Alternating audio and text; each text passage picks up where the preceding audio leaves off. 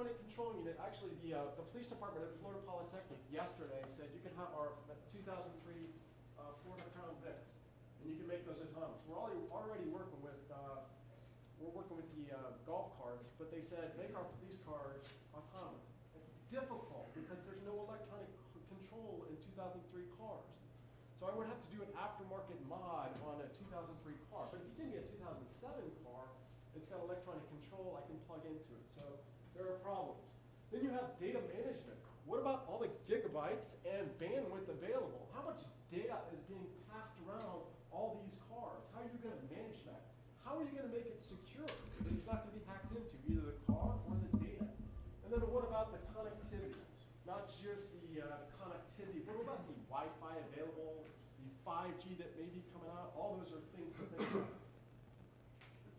All right, so I'm going to do this pretty quickly again, but this shows you that it's not just one or two car manufacturers. If you unbundle the car now, today's car, look at all the companies that are already available or working on different parts like battery storage, the driver safety, the tires. It's not just one or two manufacturers like it used to be. The car today has many, many manufacturers based on the connectivity and electronic use of the cars. And then if I expand that to your world, which is connectivity and wireless networks, it gets a lot more difficult. Whoa. A connected car, there's over 272 companies today working on different parts of wireless connected vehicles. Now, is this going to merge? Of course, I think that we're still in the divergent phase. Obviously, companies will converge. You'll buy out 5 of these companies, and these companies will do this, and this company will do that. I think last week Intel bought out Mobileye for $15 billion. So companies will converge, but there's a lot of space in there. A lot of different applications to think about. All right, when will they be available? I'm not everybody in this room is going to have a different opinion. You all are experts in this because nobody knows. This is crystal ball. But I would say in the next 3 or 4 years, you would be able to buy one at a very high premium, maybe a Tesla. And then maybe mid-2000s, 2025, you can get one at a moderate price. Maybe you're going to buy a Lexus that's fully autonomous. And then maybe by the end of the year 2030, 2040, all vehicles will be equipped with it.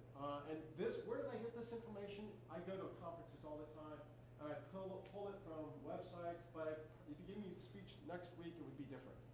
Because everybody has a different idea of the pace of revolution. But bottom line is, it's coming. And it's coming pretty quick. And so we need to be ready for it. My students are like, yeah, I'm ready. I want to work on my cell phone while I'm in the car. I don't want to drive.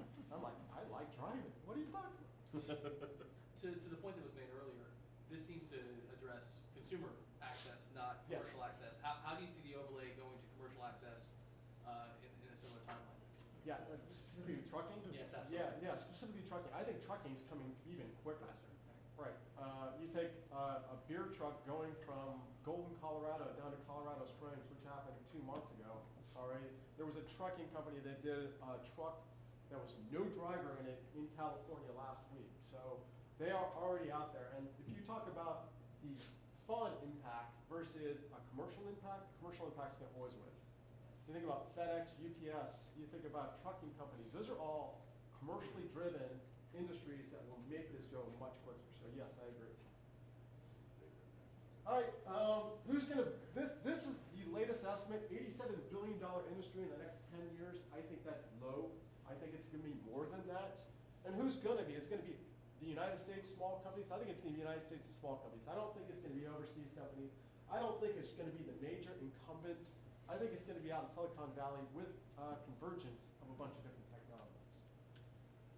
There's Florida Polytechnic. I'm over time now, I think. You're okay. So I'll go pretty quick. We are STEM only. We're small, 1,300 students. What's that? No, you're okay. I see my red light going in the back. My stand starts to go down. So anyway, 1,300 students. We got only mostly computer science, electrical engineering, mechanical engineering. If We are you've driven on partners. I-4, it's that really cool building about halfway Yeah. between It's the Tampa side of and Lake. Orlando. That's it. Our whole goal, I mean, Florida, the reason Florida Polytechnic was stood up is that Florida produces graduates that go into hospitality and tourism, which are low-paying jobs, flat out.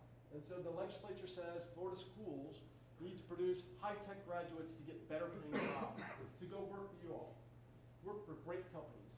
And so our whole mandate is to produce graduates that go work for high-tech firms, startups, and start their own businesses. That's why Florida Polytechnic was started. SunTrax, real quick, he hit it one real quick earlier. It's a $55 million already funded project that breaks ground next month. 600 days to construct. It's going to be 400